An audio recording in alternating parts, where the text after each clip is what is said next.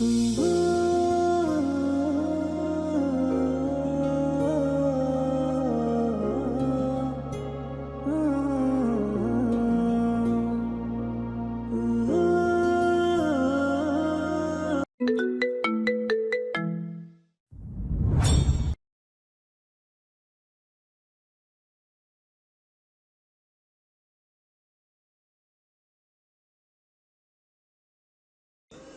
মেয়ে, তোমাকে এত অপমান করার পরেও আমার সামনে আসতে লজ্জা করে না?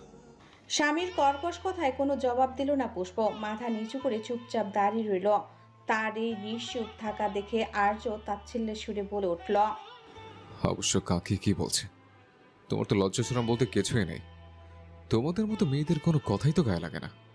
পুষ্পকে তবুও পাথরের মতো দাঁড়িয়ে থাকতে দেখে আর্যের রাগ যেন সপ্তমে চলল। সে পুষ্পকে সজোরে একটা ধাক্কা দিয়ে সামনে থেকে সরিয়ে দিল। ধাক্কার তীব্রতায় পুষ্প ছিটকে মেঝেতে পড়ে গেল। পাশে থাকা টেবিলের কোণায় কপালে সজোরে আঘাত লাগলো তার। মুহূর্তেই চামড়া ফেটে রক্ত গড়িয়ে পড়ল। এদিকে আর্যের সেদিকে কোনো খেয়াল নেই। সে নেশার ঘরে টলতে টলতে বিছানায় ধপ করে শুয়ে পড়ল এবং মুহূর্তেই গভীর ঘুমে তলিয়ে গেল। পুষ্প মুখ চেপে ধরে নিজের কান্না আটকানোর আপ্রাণ চেষ্টা করছে। সে চায় না তার কান্নার শব্দ ঘরের বাহিরে যাক। পুষ্পের কাছে এসব এখন রোজকার ঘটনা। বিয়ের ৩ মাসে বাসর রাত থেকে আর্য তাকে অপমান আর অবহেলায় করে আসছে। আব্রাহাম আর্য সরকার, বয়স ২৮। কোনো এক অজ্ঞাত কারণে সে মাঝে মধ্যেই রাতে নেশায় ভূত হয়ে বাড়িতে ফেরে। বিয়ের পর থেকে সে পুষ্পকে দু চোখে সহ্য করতে পারে না। পুরো নাম শুভ্রতা নূর পুষ্প, বয়স ১৬। কিছুক্ষণ নীরবে অশ্রু বিসর্জন দিয়ে উঠে দাঁড়ালো। কপালে রক্ত জমাট বেঁধে কালচে হয়ে গেছে। সেদিকে ভ্রুক্ষেপ না করে সে পরম মমতায় আর্যকে টেনে বিছানায় ঠিক করে শুয়ে দিল। পায়ের জুতো জোড়া খুলে নির্দিষ্ট স্থানে রেখে নিজের একটা বালিশ নিয়ে মেঝেতে শুয়ে পড়ল। আরও একটি নতুন ভোরের সূচনা হলো। আজানের সুমধুর ধ্বনি কানে আসতেই পুষ্পর ঘুম ভেঙে গেল। সে উঠে মেঝে থেকে বালিশটা তুলে বিছানায় পরিপাটি করে রাখল। তারপর ধীর পায়ে ওয়াশরুমে গেল। বেসিনের আয়নায় নিজের প্রতিচ্ছবি দেখে কেন জানি তার খুব কান্না পাচ্ছে। পুষ্প আলতো হাতে কপালের কেটে যাওয়া জায়গাটা পানি দিয়ে ধুয়ে নিল। এরপর অজু করে বেরিয়ে এসে জায়নামাজ বিছিয়ে ফজরের নামাজ আদায় করল। নামাজ শেষে মোনাজাত করে সে পরম মমতায় আর্যের মাথায় ফু দিল। মনে মনে আল্লাহর কাছে দোয়া করল আর্য যেন সব সময় ভালো থাকে, সুস্থ থাকে। তারপর এক বুক দীর্ঘশ্বাস ফেলে নিঃশব্দে ঘর থেকে বেরিয়ে গেল সে।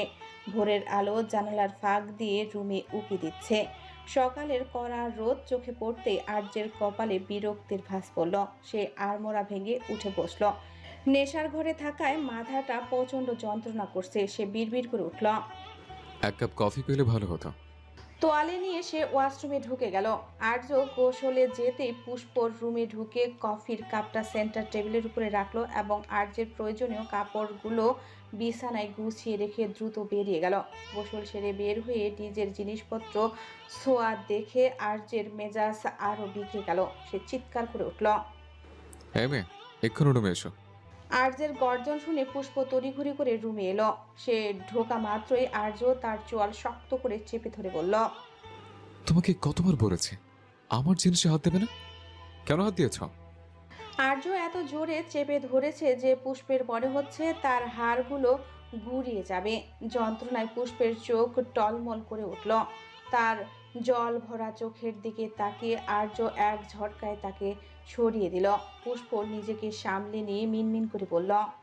ফুপুমণি বলেছিলেন আপনার প্রয়োজনীয় সবকিছু গুছিয়ে রাখতে। তোমাকে শেষবারের মতো সতর্ক করছি, এরপর যদি আমার জিনিসে হাত দাও তবে তোমার হাত ভেঙে দেব। যাও এখান থেকে, ভুলে আমার চোখের সামনে আসবে না, নাহলে তোমাকে মেরে ফেলবো।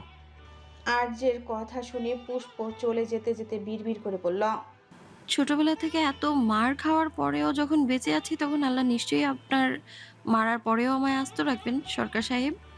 পুষ্প নিচে নেমে সোজা রান্নাঘরে চলে গেল। সেখানে আগে থেকেই কাজের লোকেরা ব্যস্ত ছিল। সেও তাদের সাথে হাত লাগাতে লাগলো। সরকার বাড়ির 2 ভাই 1 বোন। বড় ছেলে আমজাদ সরকার ও শেহনাজ সরকার, তাদের একমাত্র সন্তান আব্রাহাম আর্য সরকার, মেজ ছেলে আহমেদ সরকার ও জেনিফা সরকার, তাদের এক ছেলে আহানাব এবং এক মেয়ে সিমরান। ছোট বোনের কথা গল্পের প্রহারে আস্তে আস্তে জানা যাবে। রান্নাঘরে কাজ করার সময় শেহনাজ সরকার সেখানে এলেন। পুষ্পকে দেখে তিনি মমতা ভরা কণ্ঠে বললেন, পুষ্প, খেতে আয় তো মা।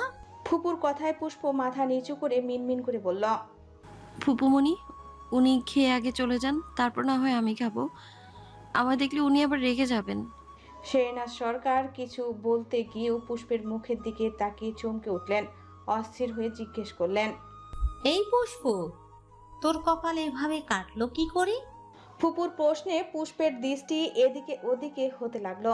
সে চায় না তার কারণে মা আর ছেলের মধ্যে কোনো অশান্তি হোক, তাই আমতা আমতা করে বলল, সে ফুপুমণি, গোসল করতে গিয়ে সাবানের ফেনায় পা পিছলে পড়ে গিয়েছিলাম, দেয়ালে লেগে একটু কেটে গেছে। শেহনাজ সরকার পুষ্পের দিকে তীক্ষ্ণ দৃষ্টিতে তাকালেন। কথাটার সত্যতা নিয়ে তার মনে সংশয় থাকলেও তিনি আর বাড়াবাড়ি করলেন না। দীর্ঘশ্বাস ফেলে বললেন, সাবধানে দেখে শুনে চলবি তো মা। পরের থেকে খেয়াল রাখবো ফুপুমণি। দেয়ালে বাড়ি খেয়ে মাথা কেটেছিস, সেখানে কিছু লাগাসনি কেন? ব্যান্ডেজ তো করবি অন্তত। বেশি ব্যথা হচ্ছে না ফুপুমণি, ঠিক হয়ে যাবে। চুপ কর একদম, আয় আমার সাথে। সবাই নাস্তার টেবিলে বসে খাবার খাচ্ছে। এমন সময় মাথা চেপে ধরে নিচে নামলো আর্য। নিজের জন্য বরাদ্দ রাখা চেয়ারটায় এসে গুমোস মুখে গিয়ে বসলো। কাজের লোক খাবার এগিয়ে দিলেও সে কারোর দিকে তাকালো না। চুপচাপ খাওয়া শেষ করে কারোর সাথে কোনো কথা না বলেই আবার উপরে চলে গেল। ছেলের এই খামখেয়ালি আর উদাসীনতা দেখে শেহনাজ সরকার বিরক্ত হলেন। আমজাদ সরকার পেছন থেকে ডাক দিয়ে বললেন, আর্য, তাড়াতাড়ি রেডি হয়ে অফিসে আসো, সবাই মিটিংয়ের জন্য তোমার অপেক্ষা করছে। আর্য বাবার কথা শুনল ঠিকই, কিন্তু কোনো উত্তর দেওয়ার প্রয়োজন বোধ করলো না। এদিকে পুষ্প সবার অলক্ষ্যে রান্নাঘরের মেঝেতে বসে খাবার খেয়ে নিল। খাওয়া শেষে কাজের লোকদের সাথে হাত লাগিয়ে টেবিলের এঁটো বাসনগুলো পরিষ্কার করে গুছিয়ে রাখলো। কিছুক্ষণ পর আর্য রেডি হয়ে অফিসের উদ্দেশ্যে বেরিয়ে গেল। অফিসে একটি মিটিং শেষ করেই আর্য তড়িঘড়ি বাড়িতে চলে এলো। তার মাথাটা আজ যেন ফেটে যাচ্ছে। গত রাতে যে পরিমাণ নেশা করেছিল তাতে মাথা ধরাটা স্বাভাবিক, না ধরলে বরং সেটাই অস্বাভাবিক হতো। গাড়িটা পার্কিং এরিয়ায় রেখে কোটটা হাতে ঝুলিয়ে সে ধীর পায়ে বাড়ির দিকে পা বাড়ালো। শরীর আর মন দুটোই আজ খুব ক্লান্ত, কিন্তু বাড়িতে ঢোকার আগেই হঠাৎ আর্যের পা থেমে গেল। কারো রিনরিনে মিষ্টি হাসির আওয়াজে আর্যের পা জোড়া যেন মেঝেতে আটকে গেল। ভেতর থেকে কেউ একজন বারবার বলছে, এত সুন্দর হাসির মালিককে না দেখে চলে যাবে আর্য? সে ধীর পায়ে পেছনে ফিরে এদিকে ওদিকে তাকাতেই চোখ গেল বাগানের দিকে। সাদা ডেইজি ফুলের বাগানের পাশে বসে পুষ্প হাসছে। তার হাতে ছোট ছোট সাদা তুলতুলে দুটো খরগোশ। সে খরগোশ দুটোর সাথে আপন মনে কথা বলছে আর হাসছে। বাইরের দুনিয়ার দিকে তার যেন কোনো খেয়ালই নেই। আর্য বেশ অবাক হলো। গত 3 মাসে সে এই মেয়ের মুখে এক ফোঁটা হাসিও দেখেনি। অবশ্য তার অবাক হওয়ার কারণ আছে। আর্য বেশ রাত করে বাড়ি ফেরে, তখন পুষ্প হয় ঘুমিয়ে থাকে, নয়তো ঘুমের ভান করে থাকে, যাতে আর্যের মুখোমুখি হতে না হয়। সাদা সালোয়ার কামিজ পরা পুষ্পের মায়াবী চেহারার দিকে আর্যের চোখ যেন আটকে গেল। পরক্ষণেই সে বিরক্ত হয়ে চোখ সরিয়ে নিল। বিড়বিড় করে নিজেকে শাসালো, আশ্চর্য, এভাবে তাকিয়ে থাকার মানে কি? আর্য, ভুলেও তুই এই ভুল করিস না। মেয়েরা মায়াবিনী হয়, নিজের মায়ের জালে ফাঁসিয়ে শেষে একা ফিরে চলে যায়। তুই নিজেই তার প্রমাণ। সে এবার গম্ভীর গলায় ডাক দিল। হ্যাঁ মেয়ে। আর্যের আওয়াজ কানে আসতেই পুষ্পের হাসি মিলিয়ে গেল মুহূর্তেই। সেখানে জায়গা করে নিল একরাশ ভীতি। সে খরগোশ দুটোকে বুকের সাথে জড়িয়ে ধরে কিছুটা পিছিয়ে গেল। আর্য অবাক হয়ে ভাবল, মেয়েটা তাকে দেখে এতটা ভয় পাচ্ছে কেন? সকালে চিৎকার করেছে ঠিক আছে, কিন্তু সে তো মেয়েটার নিজের দোষেই। তার জিনিসে হাত দিয়েছিল কেন? হঠাৎ আর্যের নজর গেল পুষ্পের কপালে ব্যান্ডেজের দিকে। সে ভ্রু কুঁচকে ভাবল, মাথায় আঘাত পেল কি করে? কাল তো এমন ছিল না। নেশার কারণে গতরাতের কোনো স্মৃতি আর্যের মনে নেই। মনের অজান্তেই সে জিজ্ঞেস করল। মাথায় আঘাত পেলে কি করে? পুষ্পের মুখ দিয়ে কোনো কথা বের হচ্ছে না। বয়সী বা কত মেয়েটার, মাত্র 16। এই অল্প বয়সেই জীবন তাকে অনেক কিছু সহ্য করতে শিখিয়েছে। ছোটবেলা থেকে পাওয়া আঘাতগুলো তাকে পাথর বানিয়ে দিয়েছে। সে সহজভাবে মিশতে পারে কেবল শেহনাজ আর সিমরানের সাথে। তারা তাকে মা আর বোনের মতো আগলে রাখেন বলে হয়তো। এই বাড়ির বাকি সবার সামনে গেলেই পুষ্পের বুক দুরু করে, কথা আটকে যায় গলায়। ছোটবেলায় সেই ট্রমা তাকে এখনো তাড়া করে বেড়ায়। পুষ্পকে নিশ্চুপ থাকতে দেখে আর্য বিরক্ত হলো, রুক্ষ স্বরে বলল। যেভাবে আঘাত পাও, আমার তাতে কি? ভুলেও আমার সামনে আসবে না। কথাটা বলেই সে গটগট করে বাড়ির ভেতরে ঢুকে গেল। আর্য চলে যেতেই পুষ্প একটা দীর্ঘশ্বাস ফেলল। তার খরগোশ দুটোর নাম সে রেখেছে তুলি আর তুলতুল। ওদের কচি কচি ঘাস খাইয়ে দিয়ে সেও ধীর পায়ে বাড়ির ভেতরে চলে গেল। পুষ্প ভেতরে এসে সোজা সিমরানের রুমে চলে গেল। সিমরান কলেজ থেকে ফিরে মাত্রই গোসল করে বেরিয়েছে। পরনে তার কালো সালোয়ার কামিজ, ভেজা চুল থেকে এখনো টপ টপ করে পানি ঝরছে। পুষ্পকে দেখেই সিমরান চনমনে গলায় বলে উঠল। কি হয়েছে রে পুষ্পরানী? মন খারাপ কেন? কেউ কিছু বলেছে তোকে? সিমরানের কথায় পুষ্প একবার চোখ তুলে তাকালো, পরক্ষণে আবার দৃষ্টি নামিয়ে নিয়ে বলল। আপু, আমার একদম ভালো লাগে না। তুমি কলেজে যাও, ফুপুমনিও কোর্টে চলে যান, বাসায় কেউ থাকে না, আমার খুব একা একা লাগে। তুমি একটু তাড়াতাড়ি চলে আসতে পারো না? সিমরান হেসে বলল। আমার পুষ্পরানীর ক্লাস শেষ না হলে আমি আসবো কি করে বল? আর তার চেয়েও এক কাজ করা যাক, তোকেও কলেজে ভর্তি করিয়ে দিই, কি বলিস? পুষ্পের চোখ মুখে আতঙ্কের ছাপ ফুটে উঠল। সে তড়িঘড়ি করে বলল। না না আপু, এমনিতেই আমায় নিয়ে এখানে অনেক সমস্যা। এখন যদি আমি কলেজে যাই তবে ঝামেলা শেষ থাকবে না। উনি আবার রেগে ফুপুমনির সাথে তর্ক করবেন, আমি চাই না আমার জন্য অশান্তি হোক। পুষ্পের কথা শুনে সিমরান নিস্তব্ধ হয়ে গেল। এই ছোট মেয়েটা এত অল্প বয়সেই কত কিছু বুঝে গেছে। জীবন তাকে সময়ের আগেই বড় করে দিয়েছে। সিমরান মনে মনে ভাবল। আমার চেয়ে 3 বছরের ছোট হয়েও মেয়েটা কত পরিমাণ কথা বলে। হায় আল্লাহ, এই ফুলের মতো মেয়েটার জীবনে তুমি এত কাটা বিছিয়ে দিলে কেন? নিজেকে সামলে নিয়ে সিমরান বলল। আচ্ছা, সেসব বাদ দে, চল আমরা ছাদে যাই, বেলি ফুল ফুটেছে অনেক, সেগুলো দিয়ে মালা কাঁদব। পুষ্প মৃদু হেসে বলল। আচ্ছা আপু, তুমি যাও, আমি দেখে আসি ওনার কিছু লাগবে কিনা, তারপর আসছি। সিমরান কিছুটা বিরক্ত হয়ে বলল। উনি তো তোকে দেখলেই রেগে আগুন হয়ে যান, তারপরও ওনার কি রাখবে সেটা দেখতে যাবি? পুষ্প নিচু গলায় বলল। রাগারাগি তো করেন, মারেন না তো? ছোটবেলা থেকে এসব আমার অভ্যেস হয়ে গেছে আপু। ফুপুমনি বলেছেন ওরা সব প্রয়োজনীয় জিনিস আমি যেন এগিয়ে দিই। সিমরান দীর্ঘশ্বাস ফেলে বলল। আচ্ছা যা, তোর ওনার সেবা করে আয়, তারপর ছাদে আসিস। পুষ্প রুমে ঢুকে দেখলো আর্য কপালে হাত দিয়ে শুয়ে আছে। টি টেবিলে কফির খালি কাপ রাখা। পুষ্প বুঝতে পারলো আর্য কফি খেয়েছে ঠিকই, কিন্তু মাথা ব্যথা কমেনি। যন্ত্রণায় সে বারবার কপাল কুঁচকাচ্ছে। পুষ্প গুটি গুটি পায়ে এগিয়ে একদম আর্যের পাশে গিয়ে দাঁড়ালো। খুব মিনমিন করে জিজ্ঞেস করলো। সরকার সাহেব, আপনার কি মাথা ব্যথা করছে? আর্যের মাথার যন্ত্রণা যেন মুহূর্তেই চলে গেল। পুষ্পের গলা শুনেই সে চোখ না খুলেই কর্কশ স্বরে বলে উঠল। তোমাকে বলেছি আমার মাথা ব্যথা করছে? নাকামি করতে কেন এসছো? এই নাকামি অন্য কাউকে গিয়ে দেখাও। তোমাকে বারণ করেছি না আমার চোখের সামনে না আসতে? কেন আসছো? আর্যের করা কথা শুনে পুষ্প নড়ল না। সে দেখতে পাচ্ছে মানুষটা যন্ত্রণায় কাতরাচ্ছে। এমন অবস্থায় সে যায় কি করে? সে আবারও সাহস করে বলল। আমি কি একটু চুল টেনে দেবো? তেল দিয়ে মাথা মালিশ করে দিলে হয়তো ব্যথাটা কমতো। আর্য ধমক দিয়ে বলল। পুষ্প তবুও গেল না। খাটের নিচে একপাশে জড়সড় হয়ে বসে রইল। সাহস করে আর্যের মাথায় হাত দেওয়ার শক্তি তার নেই। আবার তাকে এই অবস্থায় রেখে চলে যাওয়ার মতো মনও তার নেই। এক অদ্ভুত দোটানায় পড়ে সে নিশ্চুপ বসে রইল। মাথায় অজস্র যন্ত্রণা সহ্য করতে করতে একসময় আর্য তন্ডাছন্ন হয়ে পড়ে। তাকে ঘুমিয়ে পড়তে দেখে পুষ্প সন্তর্পণে খাটের পাশে গিয়ে বসল। আলতো করে পরম মমতায় আর্যের চুলে আঙ্গুল বুলিয়ে দিতে লাগলো সে। প্রথমে কাঁপা কাঁপা হাতে থাকলেও পুষ্পক দেখলো আর্য ঘুমের মধ্যেই যেন আরাম পাচ্ছে। সে ড্রেসিং টেবিল থেকে হালকা একটু তেল নিয়ে আর্যের মাথায় মেখে দিল এবং অতি সাবধানে মালিশ করে দিতে লাগলো।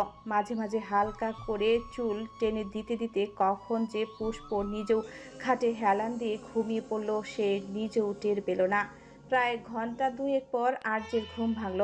চোখ মেলতেই সে বুঝতে পারল মাথার সেই তীব্র যন্ত্রণাটা আর নেই।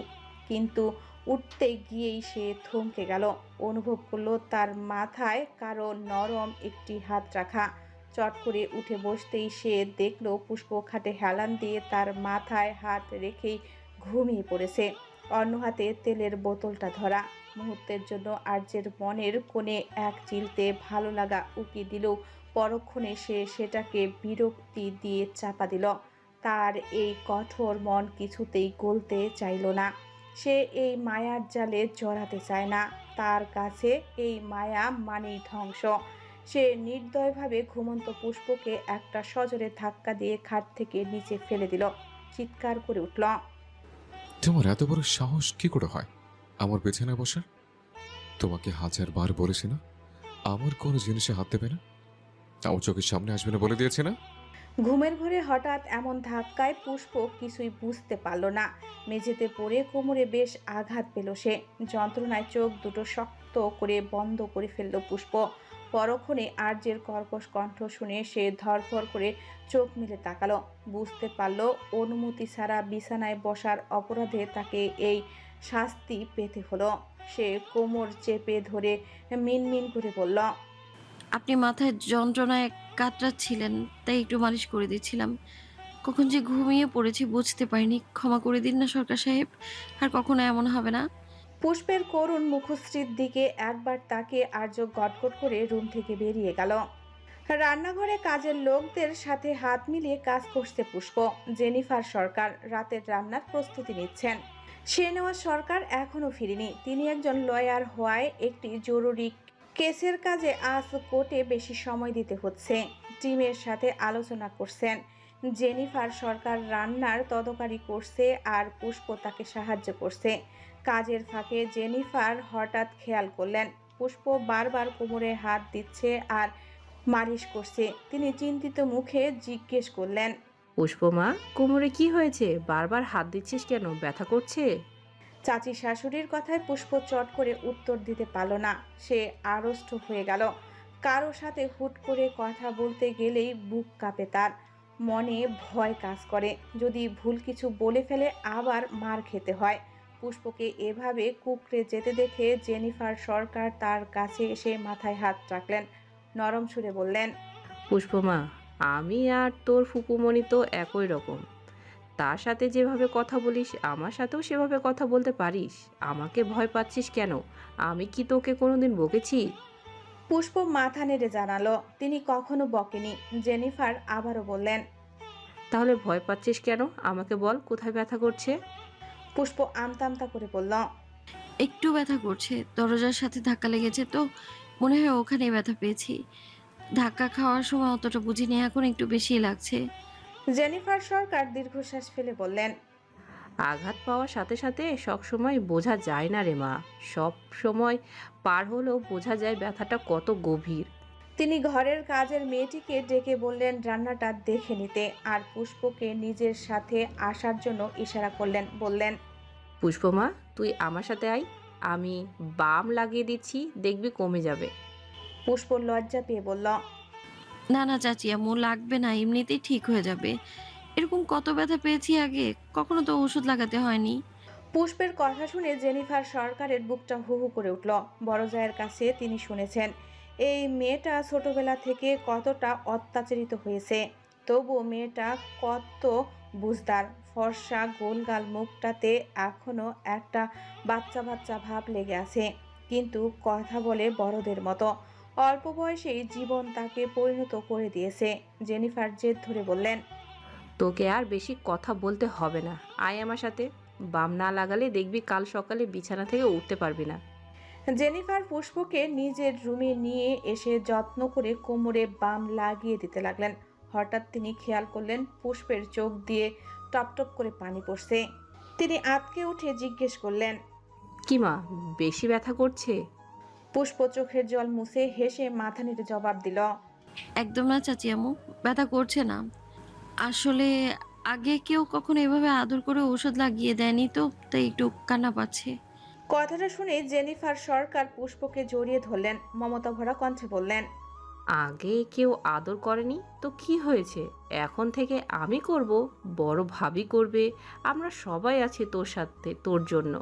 আগে তোর কেউ ছিল না ঠিকই, কিন্তু এখন আমরা তোর সবই। বারান্দায় দাঁড়িয়ে আছে আর্য, হাতে তার একটি পুরনো ডায়েরি। ডায়েরির পাতাগুলো সে আনমনে উল্টে যাচ্ছে আর আঙ্গুলের ফাঁকে ধরা সিগারেট থেকে ঘন ঘন টান নিচ্ছে। ধোঁয়ার কুণ্ডলি আকাশে ছড়িয়ে দিচ্ছে সে। বারান্দাটা ধোঁয়ায় যেন অন্ধকার হয়ে আছে। ডায়েরির প্রথম পৃষ্ঠা খুলতেই চোখে পড়ল দুজন উজ্জ্বল হাসি মাখা যুবকের ছবি। একে অপরের কাঁধে হাত দিয়ে দাঁড়িয়ে আছে, একজন আর্য, অন্যজন ইয়াসার রেজওয়ান। ছবির পাশে লেখা, কেন চলে গেলি তুই? তুই এত স্বার্থপর কিভাবে হলো ইয়াসার? আর্য বিড়বিড় করে বলতে লাগলো, আসলে নারী জাতি মানেই বেমান। এরা মায়া বাড়াতে জানে, আর সে মায়ার জালে ফাঁসিয়ে নিমেষে মায়া কাটিয়ে চলে যায়। অন্য প্রান্তের মানুষটা যে সে মায়ের তেলে তেলে শেষ হয়ে যায়, সেদিকে তাদের কোনো ভ্রুক্ষেপই থাকে না। পরক্ষণেই দাঁতের দাঁত চেপে বলল, খেতে তুই ভুল করেছিস ইয়াসার, তোকে আমি কোনো দিন ক্ষমা করবো না। দীর্ঘশ্বাস ফেলে ডায়েরিটা বন্ধ করলো সে।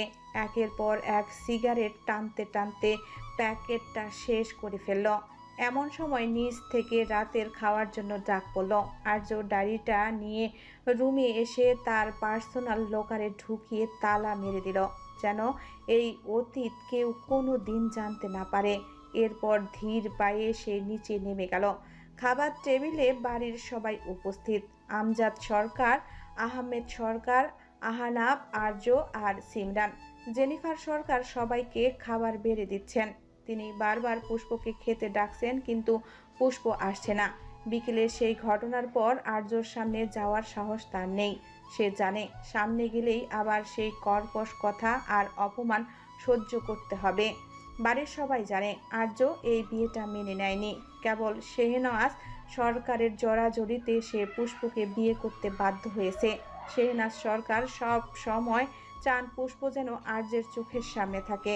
তিনি বিশ্বাস করেন চোখের সামনে থাকলে মায়া বাড়ে, আর আড়াল হলে মন থেকেও আড়াল হয়ে যায়। তাই তিনি জোর করে পুষ্পকে আর্যের সব কাজ এগিয়ে দেন, এই আশায় যে কোনো একদিন হয়তো আর্যের মন গলবে। জেনিফার সরকারের ডাকে পুষ্প না আসায় শেহনাজ সরকার নিজেই উঠে গিয়ে পুষ্পকে নিয়ে এলেন। পুষ্পের হাত ধরে দৃঢ় কণ্ঠে বললেন, তোকে কতবার বলেছি, কারো ভয়ে তুই লুকিয়ে থাকবি না। আমি আছি তো তোর সাথে, দেখি কে তোর সাথে কেমন ব্যবহার করে। এখানে বসার চুপচাপ খেয়ে নে। পুষ্প অতি কষ্টে গুটি গুটি পায়ে এসে টেবিলের এক কোণে বসল। শেহনাজ আর জেনিফার দুজনই পুষ্পের প্লেটে খাবার বেড়ে দিলেন। পুষ্প একবারও মাথা তুলে তাকালো না। তার ঠিক সামনের চেয়ারে বসা আর্য। সে এক মুহূর্তের জন্য পুষ্পের দিকে তীক্ষ্ণ দৃষ্টিতে তাকালো, যেন চাবুক মারছে চোখ দিয়ে। পরক্ষণেই নজর সরিয়ে নিয়ে সে নিজের খাবারে মন দিল। পুরো টেবিল জুড়ে এক থমথমে নীরবতা বিরাজ করছে। খেতে খেতে শেহনাজ সরকার সবার উদ্দেশ্যে বললেন, আমি পুষ্পকে কলেজে ভর্তি করাতে চাই, কারো কোনো আপত্তি আছে? কথাটা তিনি মূলত আর্যকে উদ্দেশ্য করেই বলেছেন, কিন্তু আর্য শুনেও না শোনার ভান করে রইল। পরিবারের বাকিদের কারও কোনো আপত্তি নেই। আমজাদ সরকার স্ত্রীর সিদ্ধান্তে সব সময় সায় দেন। তিনি শেহনাজকে প্রচণ্ড ভালোবাসেন আর বিশ্বাস করেন পুষ্পকে ওনারও বেশ পছন্দ হয়েছে। শুরুতে বয়সের ছোট বলে খানিকটা দ্বিধা থাকলেও পুষ্পের সরলতা দেখে তিনি আর বিয়েতে বাধা দেননি। শেহনাজ সরকারের কথা শুনে সিমরান উচ্ছ্বাসিত হয়ে বলল, একদম ঠিক সিদ্ধান্ত নিয়েছো বড়মা। পুষ্পরানী এমনিতেই বাসা একা থাকে, এখন কলেজে গেলে আমরা দুজন একসাথে যাব, একসাথে আসবো, কি মজা হবে, তাই না পুষ্পরানী? এত কিছুর মধ্যেও পুষ্প জড়সড় হয়ে বসে আছে। একবার সাহস করে আর চোখে আর্যের দিকে তাকালো সে, কিন্তু আর্য নির্বিকারভাবে খেয়ে যাচ্ছে। শেহনওয়াজ এবার সরাসরি প্রশ্ন করলেন। আর্য, তোমার কোনো সমস্যা আছে? আর্য গম্ভীর কণ্ঠে জবাব দিল। আমার কেন সমস্যা থাকতে যাবে? তোমার ভাইজি, তুমি তাকে কলেজে পড়ো আর যাই করো, আমার তাতে কি? শেহনাজ সরকার এবার দাঁতে দাঁত চেপে বললেন। তুমি না মানলেও আইনত তোমার স্ত্রী। পরে যেন আবার ঝামেলা করো না যে আমার অনুমতি না নিয়ে কেন কলেজে ভর্তি করালে, তাই আগেই জিজ্ঞেস করে নিচ্ছি। আর্য খাওয়া শেষ করে হাত ধুতে ধুতে তাচ্ছিল্যের সুরে বলল। আমি এই মেয়েকে বউ বলেই মানি না, তাই ঝামেলা করার প্রশ্ন ওঠে না। কথাটা বলেই সে গটগট করে উপরে চলে গেল। আর্যের এমন অপমানজনক কথা শুনে পুষ্প নীরবে চোখের জল ফেলছে। শেহনাজ সরকার পেছন থেকে পুষ্পকে জড়িয়ে ধরে মাথায় হাত বুলিয়ে দিলেন, দৃঢ় কণ্ঠে বললেন। একদম চিন্তা করিস না পুষ্প, তোর শাশুড়ি তোর পাশে আছে তো। এই ঘাড়তারা ছেলেকে যদি একদিন তোর পেছনে পেছনে না ঘুরিয়েছি, তবে আমিও শেহনাজ সরকার না। আহনা পরিবেশটা হালকা করতে একটু জোরেই বলে উঠল। क्या बात है बड़ो Ammu, you are the best mother in law in the world. সিমরানও তার কথায় সায় দিয়ে হেসে উঠল। সবার হালকা হাসি ঠাট্টার মাঝে রাতের খাওয়া শেষ হলো। আর্য রুমে এসে শুয়ে পড়েছে। সে আসার অনেকক্ষণ পর পুষ্প ঘরে ঢুকলো, কারণ আর্য তাকে সামনে আসতে বারণ করেছে। রুমে ঢুকে পুষ্প দেখলো আর্য উবুর হয়ে শুয়ে আছে। গায়ে কোনো শার্ট নেই, কোমর পর্যন্ত ব্ল্যাঙ্কেট জড়িয়ে রেখেছে। পুষ্প এক নজর সেদিকে তাকিয়ে দীর্ঘশ্বাস ফেলল। পাশ থেকে একটা বালিশ নিয়ে সে মেঝেতে শুয়ে পড়ল। নিচে বেছানোর মতো কিছুই নেই, নেই বললে ভুল হবে, ছিল, কিন্তু আর্য সেগুলো সরিয়ে নিয়েছে। পুষ্প সোফায় ঘুমাতে চেয়েছিল, কিন্তু আর্য সেখানেও বারণ করে দিয়েছে। তার মতে মেঝেতে ঘুমানো পুষ্পের শান্তি, তাকে বিয়ে করার শাস্তি। অগত্যা পুষ্প একটা বালিশ নিয়ে মেঝেতে রাত কাটায়। অবশ্য বাড়ির কেউ জানে না রুমের ভেতর প্রতি রাতে কি হয়। দরজার ওপারে খবর, বাইরে যাওয়ার কোনো উপায় নেই। পরের দিন সকালে শেহনাজ সরকার লোক দিয়ে পুষ্পের সব কাগজপত্র জোগাড় করে আনলেন। আজ পুষ্পকে নিয়ে কলেজে ভর্তি করাতে যাওয়ার কথা ছিল আমজাদ সরকারের, কিন্তু হুট করে জরুরি কাজ পড়ে যাওয়ায় তিনি যেতে পারলেন না। বাসায় আর্য ছাড়া আর কেউ নেই। আর্য নিচে নামতেই শেহনাজ সরকার ছেলের দিকে তাকিয়ে গম্ভীর গলায় বললেন। আর্য, তোমার কি আজ কোনো কাজ আছে? তোমার বাবার কাছে শুনলাম আজ তোমার কোনো মিটিং নেই। বাইরে কি অন্য কোনো কাজ আছে? আর্য নির্লিপ্ত গম্ভীর গলায় বলল। আমার কাজ আছে কি নেই সেটা জেনে তুমি কি করবে আম্মু? যেটা জিজ্ঞেস করছি সেটা জবাব দাও। আপাতত কোনো কাজ নেই, বেকের দিকে এভারের সাথে বের হব। ঠিক আছে, এখন পুষ্পকে নিয়ে গিয়ে কলেজে অ্যাডমিশন করিয়ে দিয়ে আসো। আর্য তড়িঘড়ি করে বলল। আমি পারবো না। শেহনাজ সরকার দমে যাওয়ার পাত্রী নয়, তিনি বললেন। পারবে না কেন? না পারার মতো কোনো কাজ এটা নয়। পাড়ার মতো হলেও তোমরা যাও, আমি যেতে পারবো না। ওই মেয়েকে নিয়ে কোথাও যাওয়ার কথা আমি ভাবতেও পারি না। তোমার বাবার যাওয়ার কথা ছিল, কিন্তু জরুরি কাজ পড়ে যাওয়ায় তিনি যেতে পারছেন না, তাই তোমাকে বলেছি। না হলে তোমাকে বলার মতো ইচ্ছে আমারও নেই। কথা বাড়াবে না একদম। চুপচাপ গিয়ে পুষ্পকে ভর্তি করিয়ে দিয়ে আসো। মায়ের কথার উপর আর কথা বলার সাহস বা ইচ্ছে কোনোটাই আর্যের নেই। সে তার মায়ের সাথে বেয়াদবি করতে চায় না।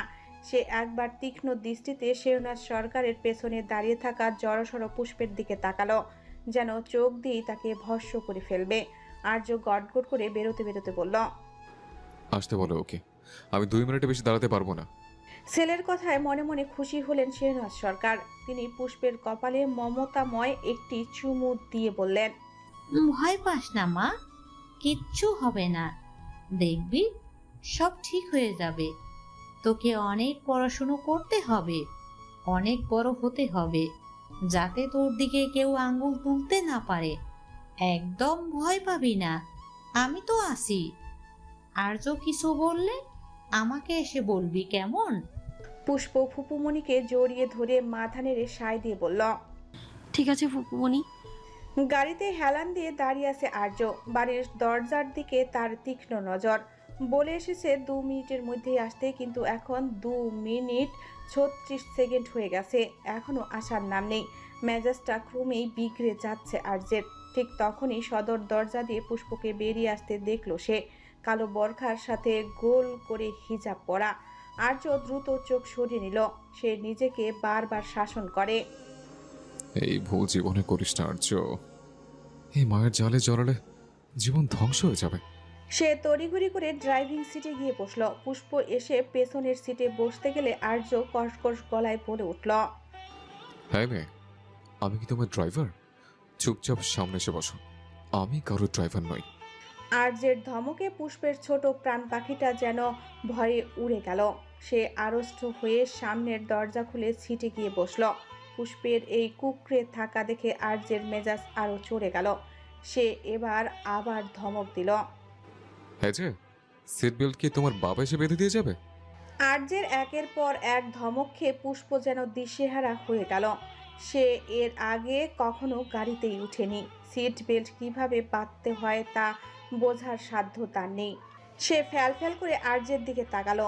তার ওই অবুঝ আর সরল চাহনি দেখে আর্য বুঝতে পারল এই মেয়ে তার কথা বিন্দু বিসর্গ বুঝতে পারেনি। আর্য বিরক্তিতে একটা দীর্ঘশ্বাস ফেলে পুষ্পের দিকে ঝুঁকে এলো। তার তপ্ত নিঃশ্বাস পুষ্পের মুখে গিয়ে লাগছে। হঠাৎ আর্যকে এত নিকটে আসতে দেখে পুষ্প ভয়ে চোখ খিচে বন্ধ করে ফেলল। বুকের ভেতরটা ধরাস ধরাস করে কাঁপছে তার। সে শক্ত করে বরখার কাপড় খামছে ধরল। আর্য নির্বিকারভাবে সিট বেল্টটি টেনে বেঁধে দিয়ে আবার নিজের সিটে ফিরে এলো। গাড়ি চলা শুরু করতেই পুষ্প চোখ খুলে জানালার বাইরে তাকালো। এক মুহূর্তের জন্য সে আর্যের দিকে ফিরে তাকালো না। অন্যদিকে গাড়ি চালাতে চালাতে আর্য আর চোখে বারবার পুষ্পের হাবভাব বোঝার চেষ্টা করছে। তার ধারণা এই মেয়েটা নিখোঁজ টাকার লোভেই এই বিয়েটা করেছে। না হলে জানাশোনা নেই, বয়সের ঠিক নেই এমন একটা অচেনা মেয়েকে কেন কেউ বিয়ে করবে? তবে একটা বিষয় তাকে ভাবায়, এই মেয়েটাকে সে এত অপমান অবহেলা করে, মাঝে মাঝে গায়েও হাত তুলে, তবুও সে একটা টু শব্দও করে না, মাকেও কিছু জানায় না। পরক্ষণেই আর্য নিজেকে বোঝায়। পুষ্পকে একটা নামী প্রাইভেট কলেজে অ্যাডমিশন করিয়ে দিয়ে মাত্রই বের হলো আর্য। তার মাথা এখন প্রচণ্ড গরম হয়ে আছে। অ্যাডমিশনের সকল কাগজে দেখলো এই মেয়ের বয়স মাত্র 16 আর তার নিজের বয়স 28।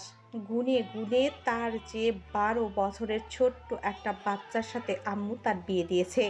এতদিন সে ভাবতো মেয়েটা অত্যন্ত সাবালিকা হয়েছে, কিন্তু এখন দেখছে সে তো নাবালিকা।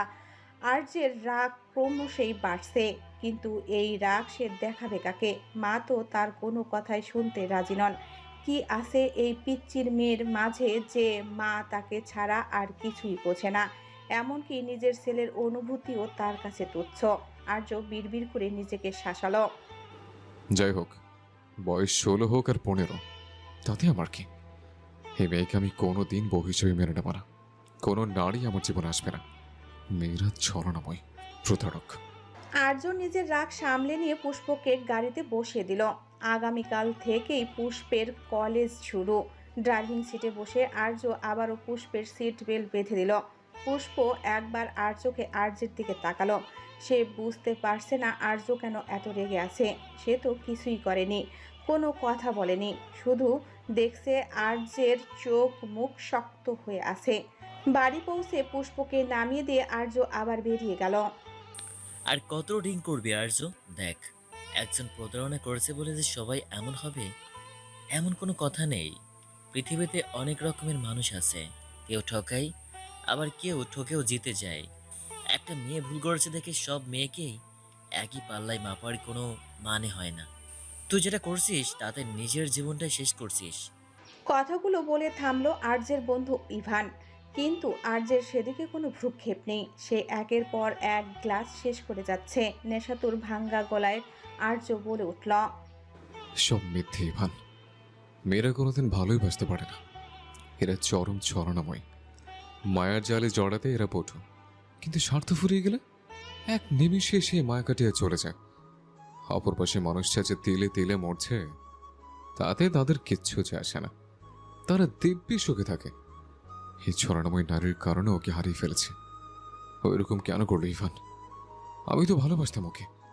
আমাদের ভালোবাসার চেয়ে এক ছলনাময় নারীর ভালোবাসা বেশি হয়ে গেল ওর কাছে। ইভান দীর্ঘশ্বাস ফেলে বলল, সব মেয়ে একরকম হয় না রে, সেটা তোকে বুঝতে হবে। একজন ঠকিয়েছে বলে গোটা নারী জাতিকেই ঘৃণা করবি?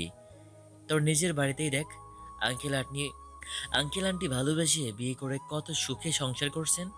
আর্য তাচ্ছিলের হাসি হেসে বলল, ওসব পুরোনো দিনের কথা। আমার আম্মুরা ভালোবাসার মর্যাদা দিতে জানতেন, কিন্তু এখনকার মেয়েদের কাছে টাকার লোভটাই সব। এরা টাকার জন্য একজনের সাথে সম্পর্কে জড়িয়ে আরো বড়লোক কাউকে পেলে আগের মানুষটাকে আবর্জনার মতো ফেলে চলেছে। ইভান বুঝতে পারলো আর্যকে এখন বোঝানো বৃথা। সে বিরক্ত হয়ে বলল, তোকে বুঝিয়ে লাভ নেই, তুই নিজেই কিছু বুঝতে চাস না। তুই নিজের মনে এটা গেঁথে নিয়েছিস যে মেয়েরা খারাপ, লোভী আর ছলনাময়ী। এখন রাত 10টা বাজে, বাসি যাবি না? বাসায় কি জন্য যাব? ওখানে গেলে স্টুপিড মেয়েটার চেহারা দেখতে হবে আমাকে। ওই মেয়েকে আমি একদম টলারেট করতে পারি না ইভান। জানিস আম্মু কার সাথে আমার বিয়ে দিয়েছে? আমার চেয়ে 12 বছরের ছোট্ট একটা মেয়ের সাথে। মেয়েটার নাম শুনলে কাঁপিতে চলে যায়।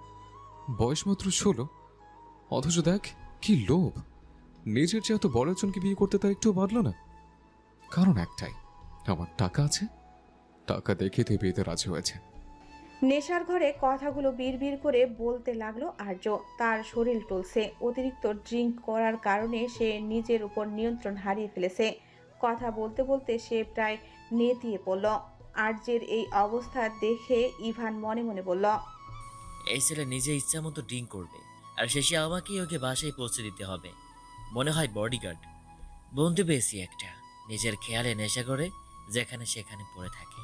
তবে ইভানের মনে বিরক্তি থাকলেও বন্ধুর প্রতি মায়ার অভাব ছিল না। সে জানে আর্য সবসময় এমন ছিল না। পরিস্থিতি আর কাছের মানুষকে হারানোর শোক তাকে এভাবে বদলে দিয়েছে। ইভান একটা দীর্ঘশ্বাস ফেলে মুচকি হাসল। তারপর বন্ধুর কাঁধে হাত দিয়ে তাকে জড়িয়ে ধরল। টলমল পায়ে আর্যকে নিয়ে সে গাড়ির দিকে হাঁটতে লাগলো। আজকের রাতটাও তাকে বন্ধুর স্বার্থী হয়েই কাটাতে হবে। ইভান আর্যকে সরকার বাড়িতে পৌঁছে দিয়ে গেছে। বাড়ির সবাই ঘুমিয়ে থাকায় সে আহানাবকে কল করে আর্যকে ভেতরে নিয়ে যেতে বলে। আর্য নিজের পায়ে হেঁটে যাওয়ার মতো অবস্থায় নেই। আহানাব এসে আর্যকে ওর রুমের দরজার সামনে দিয়ে নিজের রুমে চলে যায়। ভেতরে পুষ্প কি অবস্থায় আছে তাই সে আর ঘরের ভেতরে ঢোকেনি। আর্য টলতে টলতে রুমে ঢুকে খাটের দিকে যাচ্ছিল, কিন্তু হঠাৎ পায়ে কিছু একটা বাধা পাওয়ায় সে পড়ে যেতে যেতেও নিজেকে সামলে নিল। আধ বোঝা চোখে মেঝের দিকে তাকিয়ে দেখল পুষ্প মেঝেতে শুয়ে আছে। সেটা দেখে আর্য আরো বিরক্ত হলো। সে পা দিয়ে যেন কোনো আবর্জনা সরিয়ে দিচ্ছে। ঠিক সেভাবে পুষ্পকে এক পাশে ঠেলে দিয়ে খাটে গিয়ে ধপাস করে শুয়ে পড়ল। ঘুমন্ত পুষ্প আর্যের পায়ের ধাক্কায় জেগে গেল। সে উঠে দেখল আর্য খাটে এলোমেলোভাবে শুয়ে আছে। পুষ্প উঠে আর্যের জুতো জোড়া খুলে নির্দিষ্ট জায়গায় রাখল। তারপর অনেক কষ্টে তাকে টেনে টুনে বিছানায় সোজা করে শুয়ে দিল। নিজে আবার মেঝেতে শুয়ে পড়তেই হঠাৎ ফুপিয়ে কেঁদে উঠল পুষ্প। মুখ চেপে ধরে নিজের কান্নার আওয়াজ আড়াল করার আপ্রাণ চেষ্টা করল সে। কাঁদতে কাঁদতে ভাঙা গলায় বিড়বিড় করে প্রায় বাবা মায়ের উদ্দেশ্যে বলে উঠল, তোমরা যাওয়ার সময় আমায় কেন সাথে নিয়ে গেলে না আব্বু আম্মু? আল্লাহকে বলো না তোমাদের কাছে আমাকেও যেন নিয়ে যায়। আমার আর ভালো লাগছে না। আমি তোমার কোলে মাথা রেখে শুতে চাই আম্মু। আমার জন্য ফুপুমনির সাথে সরকার সাহেবের সম্পর্ক খারাপ হচ্ছে বারবার। কাঁদতে কাঁদতে এক সময় ঘুমিয়ে পড়ে পুষ্প। প্রতিদিনের মতো আজানের সুমধুর ধ্বনি কানে আসতেই পুষ্প উঠে উজু করে নামাজ আদায় করে নিল। তারপর আর্যের প্রয়োজনীয় সব কিছু গুছিয়ে রাখল। রান্নাঘরে গিয়ে কফি বানিয়ে রুমে এনে সেন্টার টেবিলের উপরে রেখে নিঃশব্দে বেরিয়ে গেল সে। আর্য তার জিনিসে হাত দিতে কড়াভাবে বারণ করেছে ঠিকই, কিন্তু শেহনাজ সরকার পুষ্পকে বারবার বলেছে আর্যের সব জিনিস যেন পুষ্পই গুছিয়ে রাখে। তাই পুষ্প আর্যের কটু কথা আর ধমক শুনেও বারবার তার সব কিছু পরিপাটি করে রাখে। সকালে খাওয়া দাওয়া শেষ করে বাড়ির সব পুরুষেরা যে যার কাজে বেরিয়ে গেছে। শুধু আর্য এখনও রুম থেকে বের হয়নি। রাতে অতিরিক্ত ড্রিঙ্কস করার ফলে মাথা ব্যথায় কাতরাচ্ছে সে। তবুও উঠে ফ্রেশ হয়ে যখন দেখলো তার কাপড়গুলো সুন্দর করে গুছিয়ে রাখা, তখন রাগে তার মাথা ফেটে যাওয়ার উপক্রম হলো। সে বিড়বিড় করে উঠল, এই মেয়েকে বারণ করলেও শোনো না, ধমক দিলেও লাভ হয় না, এমনকি মারলেও সোজা হয় না। একটা মেয়ে এমন কিভাবে হতে পারে? কোনো কথায় কি গায়ে লাগে না? সে বিরক্ত হয়ে পুষ্পের রাখা শার্ট প্যান্ট ছুঁড়ে ফেলে আলমারি থেকে অন্য একটা পোশাক বের করে পরে নিচে নেমে গেল। আর্যকে দেখে জেনিফার সরকার নাস্তা এগিয়ে দিলেন। আর্য চুপচাপ খাওয়া শুরু করলো। এরই মধ্যে সিঁড়ি দিয়ে শেহনাজ সরকার আর পুষ্প নেমে এলো। শেহনাজ সরকার পুষ্পকে সোফায় বসিয়ে দিয়ে নিজের হাতে কলেজের ব্যাগে সব কিছু ঠিকঠাক আছে কিনা তা দেখে গুছিয়ে দিল। পুষ্পের মাথায় মমতায় হাত বুলিয়ে দিতে দিতে তিনি বললেন, পুষ্পমা, কলেজে তুই তো কাউকে চিনিস না, তাই একদম সাবধানে থাকবি। কোথাও একা একা যাবি না। কলেজ ছুটি হওয়ার পর গেটে দাঁড়িয়ে থাকবি। আমি নয়তো আর্যর বাবা কিংবা বাড়ির কেউ গিয়ে তোকে নিয়ে আসবে। কারো সাথে নিজে থেকে ঝামেলা করবি না, তবে কেউ ঝামেলা করতে চাইলে ছেড়েও দিবি না। নিজের অধিকার সব সময় আদায় করে নিবি। কেউ তোকে ইট মারলে তুই পাটকেল মারবি। পরে কোনো ঝামেলা হলে আমি আসি তো। শেহনাজ সরকারের কথা শুনে জেনিফার সরকার আর আর্য দুজনেই খুব খুব করে কেসে উঠল। জেনিফার সরকার মনে মনে ভাবছেন, এ কেমন শাশুড়ি যে নিজের ছেলে বৌমাকে মারামারি করার জন্য উস্কে দিচ্ছে আর বলছে ঝামেলা হলে সে আছে। ওইদিকে আর্য ভাবছে অন্য কিছু। তার মনে হলো মা কি কোনোভাবে তাকে উদ্দেশ্য করেই কথাটা বললেন, কারণ এই বাড়িতে সে ছাড়া পুষ্পের সাথে আর কেউ খারাপ ব্যবহার করে না। গায়ে হাত তোলা তো দূরের কথা, প্রবাদ আছে না, ঠাকুর ঘরে কেড়ে আমি তো কোলা খাইনি। নিজে অন্যায় করেছে বলেই তার মনে এই খটকা লাগলো। মায়ের এমন আদিক্ষেতা আর কথা শুনে আর্য মনে মনে প্রচণ্ড বিরক্ত হলো। তবুও সে নাস্তার টেবিল থেকে নড়ল না। শেহনাজ সরকার পেছনে আর্য আর জেনিফা সরকারকে খুব খুব করে কাশতে দেখে বিরক্ত হয়ে বললেন, এভাবে যক্ষা রোগীর মতো না কেসে কফ সিরাপ এনে খা, না হলে পানি খেয়ে নে। শেহনাজ সরকারের ধমক শুনে দুজনই চুপ হয়ে গেল। শেহনাজ সরকার আবার পুষ্পের দিকে তাকিয়ে বললেন, খুব মন দিয়ে পড়াশুনো করবি। তোকে অনেক বড় হতে হবে, যাতে কেউ চাইলেই তোকে তুচ্ছ তাচ্ছিল্য করতে না পারে। হাজার চেষ্টা করেও যেন কেউ তোর নাগাল না পায়। আমি যতদিন বেঁচে আছি তোকে আগলে রাখবো, আর আমি না থাকলেও তুই যেন নিজেই নিজেকে আগলে রাখতে পারিস। তোকে আমি সেভাবেই তৈরি করব, কারণ যার ভরসায় তোকে আমি এই বাড়িতে নিয়ে এসেছিলাম সে নিজেই তো চলতে পারে না অন্যের কাঁধে ভর দেয়া ছাড়া। তাই তোকে শক্ত হতে হবে, স্বাবলম্বী হতে হবে।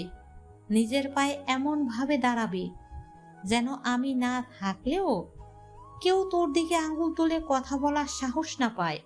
শেহনাজ সরকারের কথার আগামাথা কিছুই বুঝতে পারল না পুষ্প। সে শুধু বাধ্য মেয়ের মতো মাথা নেড়ে সায় জানালো।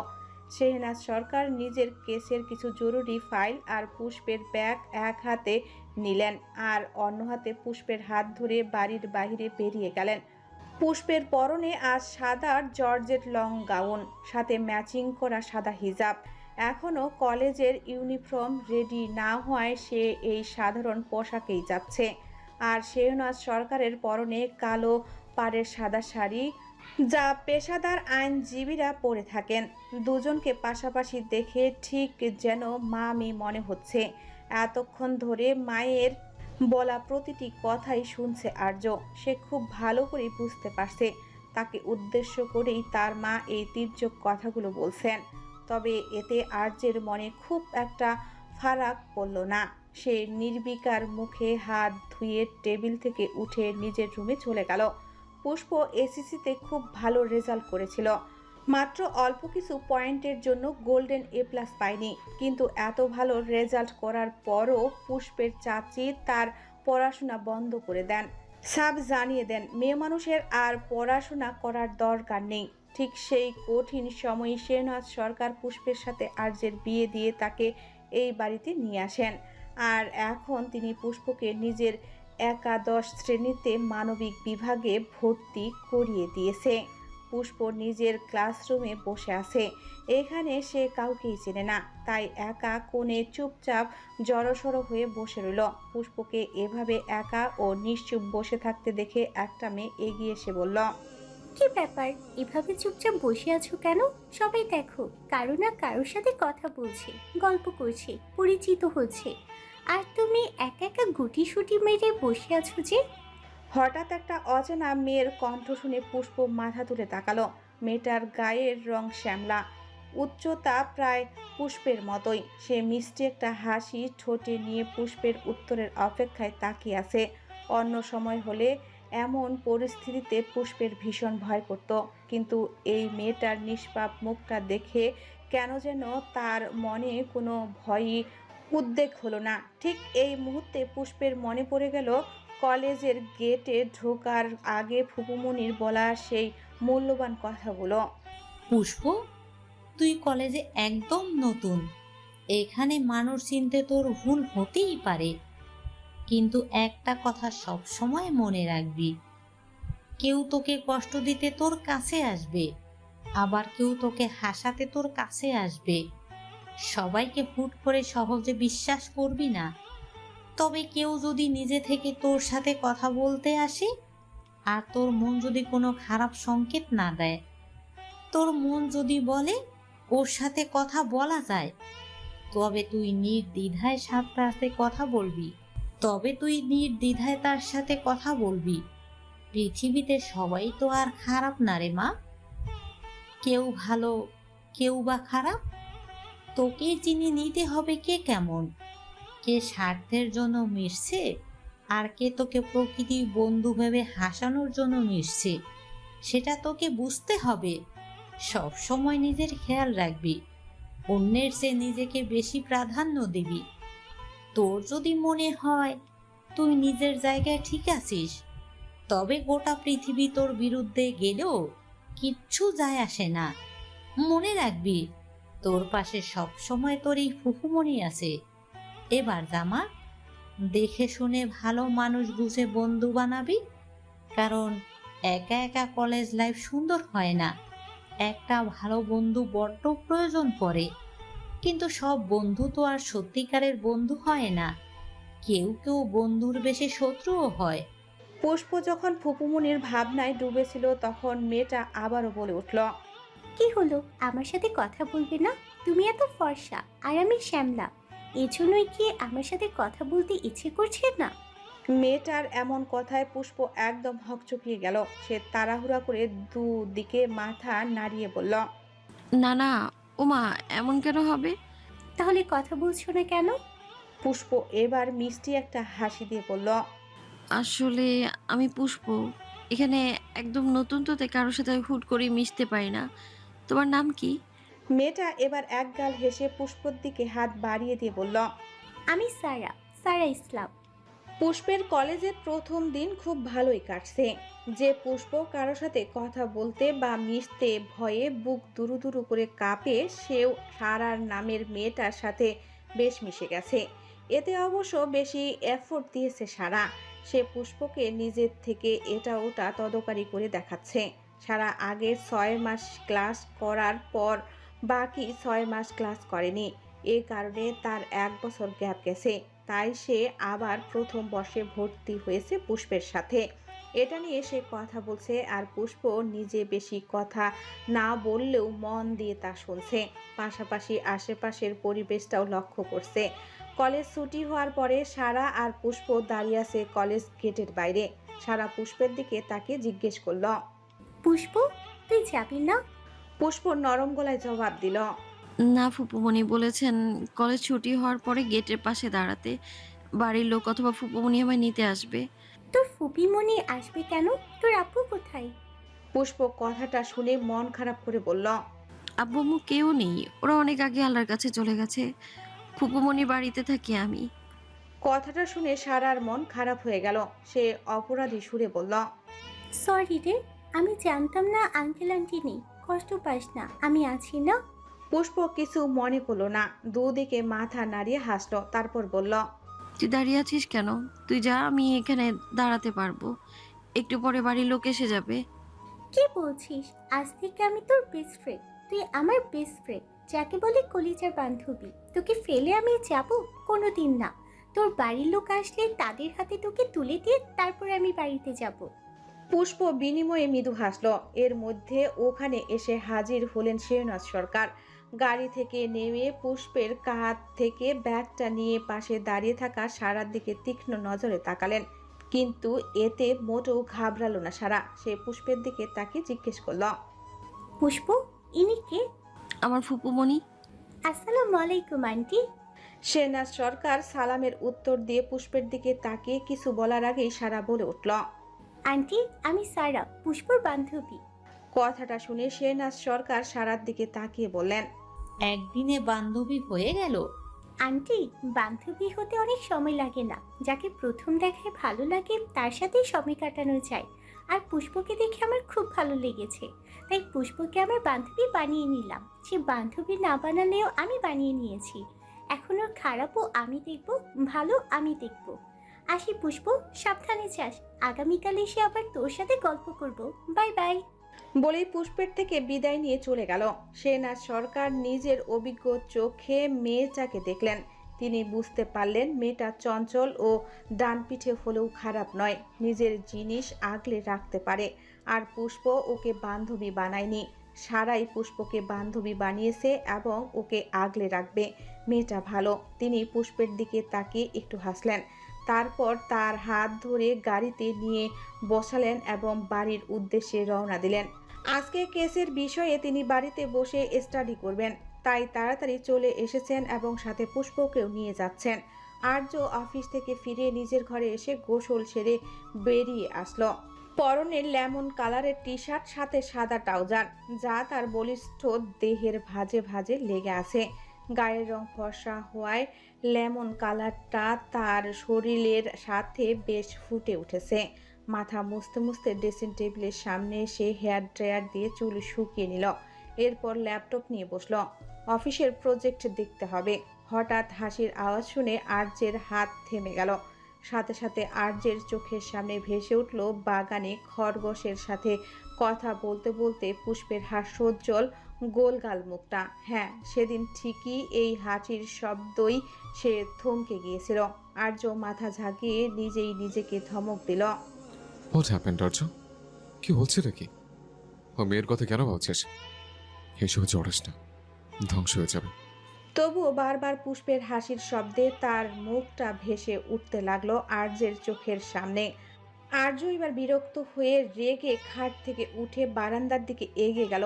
মেয়েটাকে এক ধমক দিয়ে সোজা করতে হবে। বারান্দার দরজার সামনে দাঁড়িয়ে সে দেখলো পুষ্প বারান্দায় বসে তুলতুল আর তুলিকে গাজর খাওয়াচ্ছে, আর সারাদিন কলেজে কি কি করেছে সে সব কিছু বলছে আর হাসছে। সেটা দেখে আর্যের শত বিরক্তর মাঝেও চোখ শীতল হয়ে গেল। পুষ্পের পরনে একটা কফি কালারের থ্রি পিস, যেটা তার ফর্সা গায়ের সাথে বেশ লাগছে। হঠাৎ আর্যের চোখ যায় পুষ্পের বুকের ক্লিভের দিকে। পুষ্পর সামনের দিকে ঝুঁকে খরগোশ দুটোকে গাজর খাওয়াচ্ছে, তার অন্যদিকে কোনো খেয়াল নেই। ওড়নাটা গলার ঝোলানো, জামার গলা বড় হওয়ায় ভেতরের অংশ দেখা যাচ্ছে, সেদিকে পুষ্পের কোনো হুঁশ নেই। ফর্সা গায়ের সাথে সেই অংশটি দেখে আর্য এক দৃষ্টিতে তাকিয়ে থাকলো। হঠাৎ কিছু একটা মনে পড়তেই সে চট করে দৃষ্টি সরিয়ে নিল, সাথে ধমকে উঠল, হ্যাঁ মেয়ে, এখানে কি করছো? আর্যের গলার আওয়াজ শোনার সাথে সাথে পুষ্প তুলি আর তুলতুলকে বুকে জড়িয়ে সিটিয়ে গেল। হাসির জায়গায় ভিড় করলো একরাশ ভীতি, যা দেখে আর্যের মেজাজ আরো বিগড়ে গেল। সে পুষ্পকে এভাবে জড়সড় হয়ে যেতে দেখে আবারও ধমকে উঠল, এভাবে হাসছো কেন? আমার ডিস্টার্ব হচ্ছে, বুঝতে পারছো না? বেরিয়ে যাও এখান থেকে, আমি কাজ করব। যাও, আর একবার আমার সামনে যেন তোমাকে না দেখে। আর্যের ধমকের বিপরীতে কিছু বলার সাহস নেই পুষ্পের। সে খরগোশ দুটোকে কোলে তুলে নিয়ে উঠে চলে যেতে লাগলো। এতে আর্য আরো রেগে গেল। স্টপ। পুষ্প দাঁড়িয়ে গেল সত্যি সত্যি। আর্য তীরে মেজাজ নিয়ে ধূপধাপ পা ফেলে এগিয়ে এসে পুষ্পের অন্যটা ভালো করে জড়িয়ে দিল, যাতে কিছু দেখা না যায়। আবারও গম্ভীর গলায় বলল। ভুলে ওড়না যেন না সরে।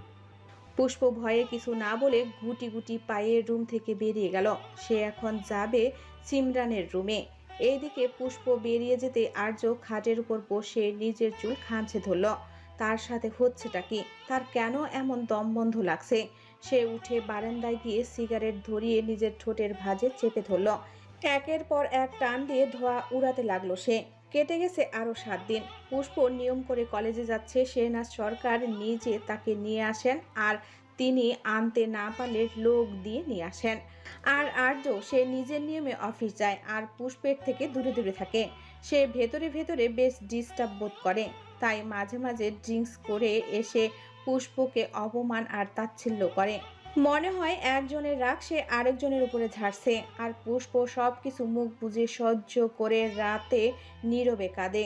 সকাল হলে আবার সবার সাথে স্বাভাবিক হয়ে কথা বলে, যেটা দেখে আর্য অবাক হয়। তার এত কিছু বলার পরও মেয়েটা কিভাবে এত স্বাভাবিক আচরণ করে, সেটাই এখন আর্যকে ভাবায়। সে কি সত্যি ভুল করছে? কিন্তু তখনই ভেসে ওঠে অতীতের কিছু দৃশ্য।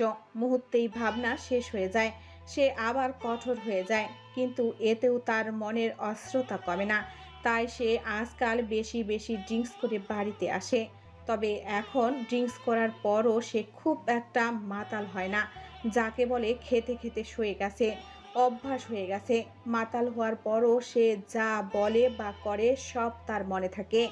এই তো 2 দিন আগে সে ড্রিঙ্কস করে গভীর রাতে 1টা বাজে আসার পরে দরজায় দাঁড়িয়ে শুনতে পায় পুষ্পের কিছু কথা। সে জায়নামাজে মোনাজেতে বসে কাঁদতে কাঁদতে বলছে, আল্লাহ, তুমি আমায় আম্মুর কাছে নিয়ে যাও না। আমার আর সহ্য হচ্ছে না। এটুকু বয়সে আব্বু আম্মুকে নিয়ে গেছো তোমার কাছে, তাহলে আমায় কেন এই পৃথিবী থেকে নিয়ে গেলে না তাদের সাথে? তোমার তোমার সৃষ্টিও তোমার সৃষ্টি এই পৃথিবী বড্ড নিষ্ঠুর। এখানে বাবা মা ছাড়া নিঃস্বার্থভাবে কেউ ভালোবাসে না। আমার জীবনে এত কষ্ট কেন দিয়েছো? আমি এই জীবন নিয়ে বাঁচতে চাই না। আমায় নিয়ে যাও না আমার আব্বু আম্মুর কাছে। এভাবে কতক্ষণ কান্না করছে পুষ্প। আর আর্য সেসব শুনে দরজায় নিস্তব্ধ হয়ে দাঁড়িয়েছিল। সত্যি কি এমন কষ্ট এই মেয়ের জীবনে? পুষ্পের জীবন বা নিজের নানার বাড়ি সম্পর্কে আর্য কিছুই জানে না।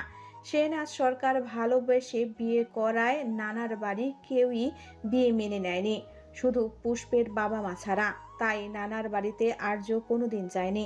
সে শুধু জানে তার 2টো মামা আছে। আর্যর এই নিয়ে কোনো কৌতূহল ছিল না, তাই কোনোদিন জানতেও চায়নি। তার উপর আবার সে 18 বছর বয়সে প্যারিস চলে যায় পড়াশোনা করতে। ফিরে আসে 7 বছর পর। ফিরে আসার পর 1 বছর সবকিছু ভালোভাবেই কাটছিল। তার অফিসে যাওয়া, নতুন কাজ শেখা আর তার বেস্ট ফ্রেন্ড ইয়াসিরের সাথে সময় কাটানো। কিন্তু একটা ঘটনা সবকিছু বদলে দিল। সে তো জানেও না পুষ্প বড় মামার মেয়ে নাকি ছোট মামার মেয়ে। পুষ্পের কথা শুনে সে শুধু বুঝতে পারল পুষ্প বড় মামার মেয়ে, কারণ মায়ের মুখে সে শুনেছিল বড় মামা আর মামি সড়ক দুর্ঘটনায় মারা গেছে আর তাদের মেয়ে পুষ্প। কিন্তু সে এটা বুঝতে পারে না এই ছোট্ট মেয়েটা নিজের মৃত্যু কেন চাইছে। পুষ্প জায়নামাজ তুলে একটা বালিশ নিয়ে মেঝেতে শুয়ে পড়ল। তার কিছুক্ষণ পরে আর্য রুমে ঢুকে দেখে ঠান্ডা মেঝেতে গুটিসুটি মেরে কুজো হয়ে শুয়ে আছে পুষ্প। আর্য এক দৃষ্টিতে পুষ্পর দিকে তাকিয়ে রইল। ড্রিম লাইটের হলুদ রঙের আবসা আলোয় পুষ্পের মুখটা কি নিষ্পাপ লাগছে। অদ্ভুত ব্যাপার হলো, সেদিনের পরের দিন সকালেও আর্য সব মনে ছিল, রাতের সব কথাগুলো। সে আরো অস্থির হয়ে উঠে এবং পুষ্পকে আরো বেশি এড়িয়ে চলে। সে কিছুতেই এসব মায়ায় জড়াতে চায় না। আজ শুক্রবার, সবার ছুটির দিন। সরকার বাড়িতে ছোটখাটো আয়োজন চলছে। শেহনাজ সরকার আর জেনিফার সরকার সকাল থেকে সবার পছন্দের রান্না করতে ব্যস্ত। হরেক পদের রান্না হয়েছে। পুষ্প কাজে সাহায্য করতে চাইলেও শেহনাজ সরকারের কড়া চোখের চাহনিতে হাত লাগাতে পারছে না। তবু সে শেহনাজ সরকারের আঁচল ধরে ঘুরঘুর করছে। শেহনাজ সরকার আর চোখে পুষ্পের হাব ভাব লক্ষ্য করে জিজ্ঞেস করলেন, কি চাই? ফুপুমণি, আমি তোমায় সাহায্য করি। কথাটা বলে সে শেহনাজ সরকারের মুখের দিকে তাকিয়ে রইল। শেহনাজ সরকার একটা দীর্ঘশ্বাস ফেললেন। এই ফুলের মতো মেয়েটাকে দিয়ে কাজ করানোর কথা ভাবতেও পারেন না তিনি। আদুরে বাচ্চা বাচ্চা মুখটা দেখলেই শুধু বুকে আগলে রাখার ইচ্ছা হয়। তিনি পুষ্পের দিকে তাকিয়ে বললেন, তোর কাজ করতেই হবে। তো আমি কি করব? ভালো লাগছে না তো একা একা। তুমি আমায় কাজ দাও, আমি কাজ করি তোমার সাথে। আমি বরং সবজি কেটে দিই। কোনো প্রয়োজন নেই, হাত কেটে যাবে। তুই বরং মটরশুঁটিগুলো ছিলে দে, যা। পুষ্প শেহনাজ সরকারের কথা মতো মটরশুঁটিগুলো নিয়ে রান্নাঘরের একপাশে বসে ছিলতে থাকে। তা দেখে বাড়ির কাজের মেয়ে দুটো হেসে তার সাথে ছিলতে চাইলে শেহনাজ সরকার বারণ করে তাদের অন্য কাজ করতে বলেন। এখন এগুলো তাড়াতাড়ি ছিলে শেষ করলে পুষ্প আবার অন্য কাজ করতে চাইবে।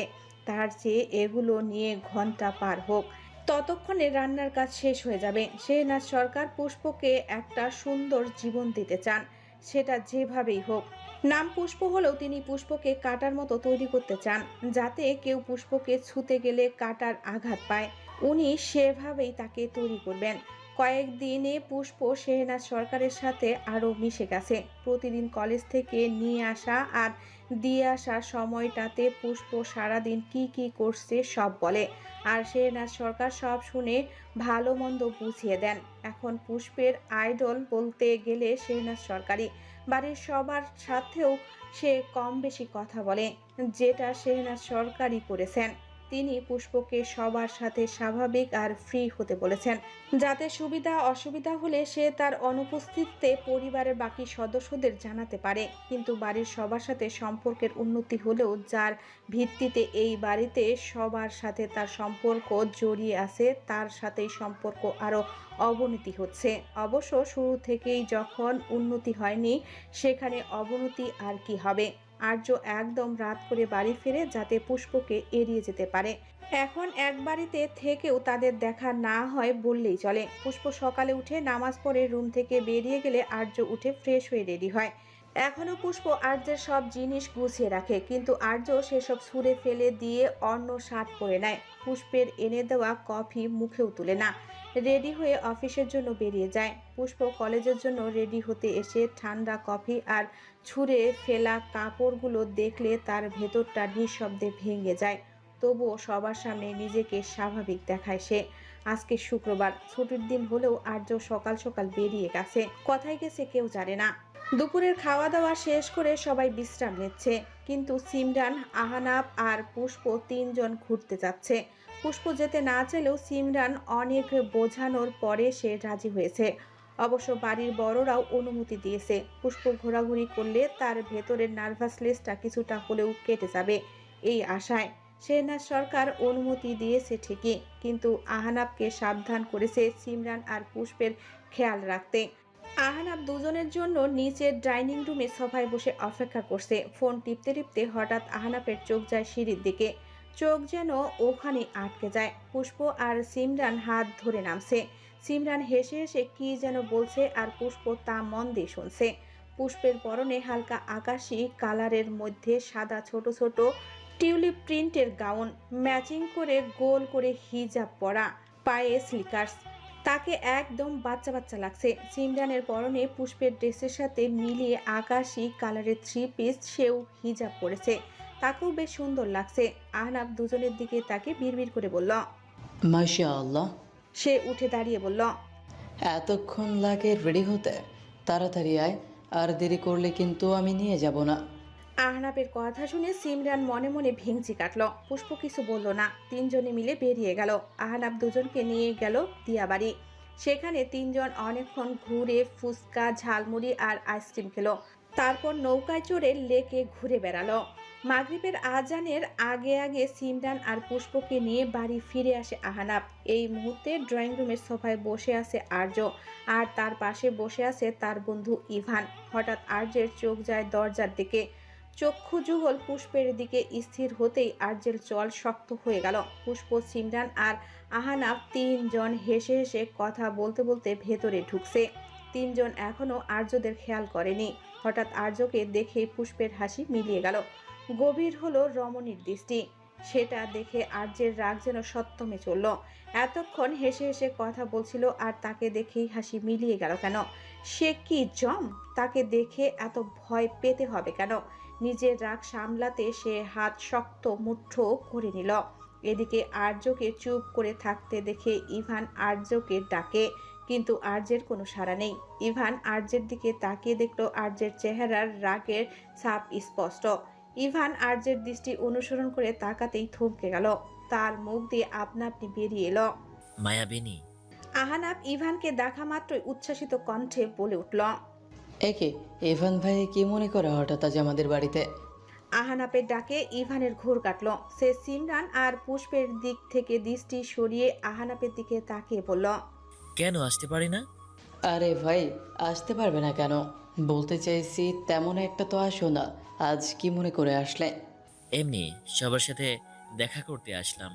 আহানাব গিয়ে ইভানের পাশে বসে টুকটাক গল্প করতে লাগলো, কিন্তু ইভানের দৃষ্টি বারবার চলে যাচ্ছে দরজার পাশে দাঁড়িয়ে থাকা সিমরান আর পুষ্পের দিকে।